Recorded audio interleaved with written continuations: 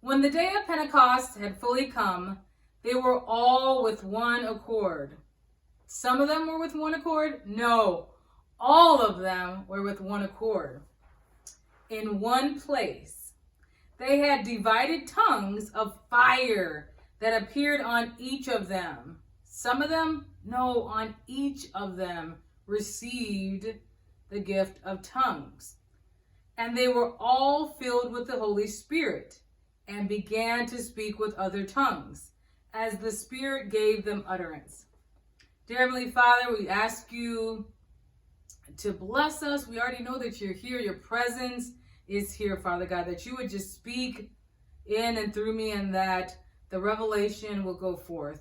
In Jesus' mighty name, amen and amen. So on this day of Pentecost, the Jews from different countries gathered together in one place on one accord.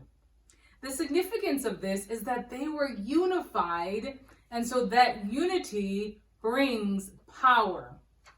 When we are joined together for one common purpose, filled with the Holy Spirit as they were, there's nothing that we can't do. Nothing shall be impossible for us. In the same way, the Tower of Babel, the reason why they were separated is God said nothing shall be impossible for them because they are on one accord.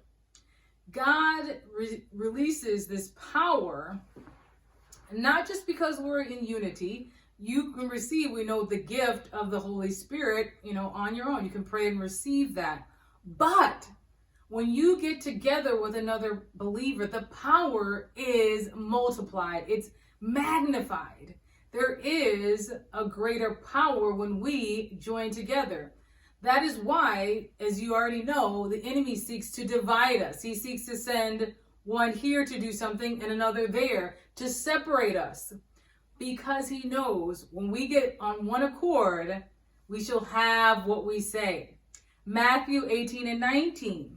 Again, I say to you that if two of you agree on earth about anything that they may ask, it shall be done for them by my Father in heaven.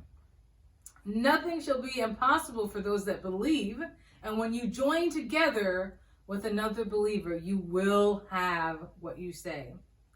Dear Heavenly Father, we just thank you for the word, your encouragement of us with the unity. We thank you, Father God. We pray for unity in our cities. We pray for unity to come forth in the body of Christ, that we will get together on one accord, just like they were in the upper room in the day of Pentecost, Father God, that you would just bless us, heal the brokenness, and release power through your people, God. We are looking to you. You are our sole source and supplier. Thank you, God, for supplying all of our needs according to your riches and glory in Christ Jesus. There is no lack in your kingdom. We walk victorious. We walk in miracles, signs, and wonders all the days of our life. These miracles shall follow us for your glory, God. In Jesus' name, amen and amen. The unity in the body of Christ in the early church on that day of Pentecost is something that we can look to and believe for in our lifetime. That power that was released allowed them to experience wonders and signs. It says this in Acts 2:43. Then fear came upon every soul, and many wonders and signs were done through the apostles. Why? Because they were unified. And again, we know that we can perform miracles, signs, and wonders. Even one person can perform a miracle, sign, and wonder. But there is something special that happens when we join together in unity. I'll end with this. At the day of Pentecost, the people were in agreement. They had all things in common, as it says in Acts 2:44. They believed together, and they started with 120 members, but 3,000 souls were added that day. Wow, what a magnificent sight. And we can have that. We can have more, and many already are being joined together, but as we get together in unity, man, the sky is the limit. Nothing shall be impossible to those that believe. When we get together, things are going to move and come together in a magnified, multiplied way. God bless you. If you feel led to sow into our ministry, we have scholarships, sponsorships, and also the Bible teaching. The money that gets donated to the scholarship fund or the sponsorships, that's 100% of that goes to those specific tasks and those goals.